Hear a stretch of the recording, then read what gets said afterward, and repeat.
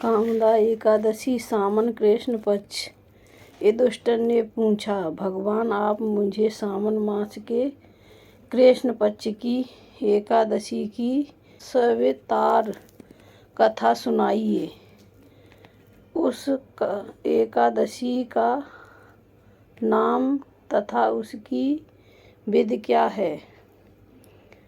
उसमें कौन से देवता की पूजा होती है? श्री कृष्ण भगवान बोले, हे राजन, मैं एकादशी की कथा कहता हूँ, सुनो।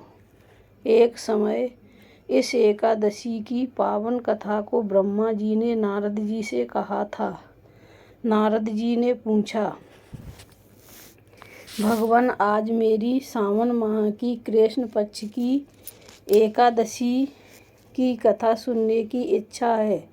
अंत आप एकादशी की कथा विधि सहित सुनाइए। ब्रह्मा जी ने कहा, नारद, तुमने मुझसे यह अत्यंत सुंदर प्रश्न किया है।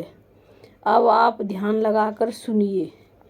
सावन माह के कृष्ण पक्ष की एकादशी का नाम कामदा एकादशी है। इस एकादशी की कथा सुनने से ही वाजपेय यज्ञ का फल मिलता है। कामदा एकादशी के व्रत में शंख चक्र गदाधारी विष्णु भगवान की पूजा की जाती है। जो मनुष्य इस एकादशी को धूप दीप नैवेद्य आदि से भगवान विष्णु की पूजा करते हैं, उन्हें गंगा स्नान के फल से भी बड़ा फल मिलता है।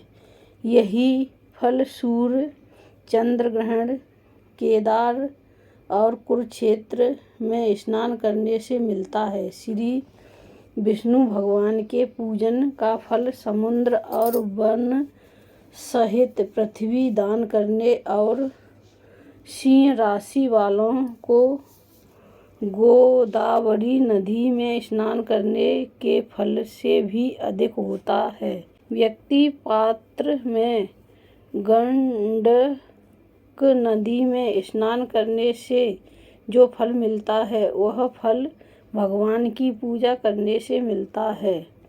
भगवान विष्णु की पूजा का फल सावन मास के कृष्ण पक्ष की एकादशी के फल के बराबर है। अंत भक्ति पूर्वक भगवान की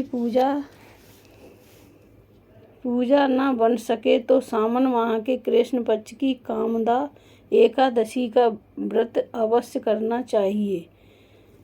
आभूषण से युक्त बछड़ा सहित गोदान करने से जो फल मिलता है, वह फल कामदा एकादशी के व्रत से मिल जाता है। जो उत्तम द्विज ब्राह्मण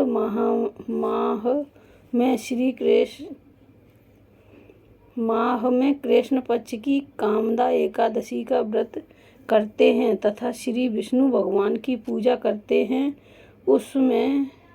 उससे समस्त वेद, नाग, किन्नर, पितृ आदि की पूजा हो जाती है। नारद स्वयं भगवान ने अपने मुख से कहा है कि मनुष्यों को अध्यात्म विद्या से जो फल मिलता है, उससे अधिक फल कामदा एकादशी का व्रत करने से मिल जाता है। इस व्रत के करने से मनुष्य अंतिम समय अनेक दुखों से युक्त यमराज तथा नरक के दर्शन नहीं करता। कामदा एकादशी के व्रत तथा रात्रि के जागरण से मनुष्य को कुयोनि नहीं मिलती और अंत में वह स्वर्ग लोक को जाता है। जो उत्तम मनुष्य सावन माह के कृष्ण पक्ष की कामदा एकादशी को तुलसी से भक्ति पूर्वक श्री विष्णु भगवान की पूजा करते हैं, वे इस संसार सागर में रहते हुए भी इस प्रकार अलग रहते हैं जिस प्रकार कमल जल में रहता हुआ भी जल से अलग रहता है। भगवान की तुलसी दल से पूजा करने का फल 1 भार स्वर्ण और 4 भार चांदी के दान के फल के बराबर है। श्री विष्णु भगवान रत्न, मोती, मणि, आभूषण आदि की अपेक्षा तुलसी दल से अधिक प्रसन्न होते हैं। जो मनुष्य भगवान की तुलसी दल से पूजा करते हैं उनके समस्त पाप नष्ट हो जाते हैं। नारद, मैं स्वयं भगवान की अत्यंत प्रिय श्री तुलसी जी को नमस्कार करता हूँ। तुलसी जी के दर्शन मात्र से मनुष्य के समस्त पाप नष्ट हो जाते हैं और शरीर के स्पर्श मात्र से मनुष्य पवित्र हो जाता है। तुलसी जी को जल से स्नान कराने से मनुष्य की समस्त यम यातनाएं नष्ट हो जाती हैं। जो मनुष्य तुलसी जी को भक्तिपूर्वक भगवान के चरण कमलों में अर्पित करता है उसे मुक्ति मिलती है। जो मनुष्य एकादशी के दिन भगवान के सामने दीप जलाते हैं उनके पितृ स्वर्गलोक में सुधा का पान करते हैं। जो मनुष्य भगवान के सामने घी या तिल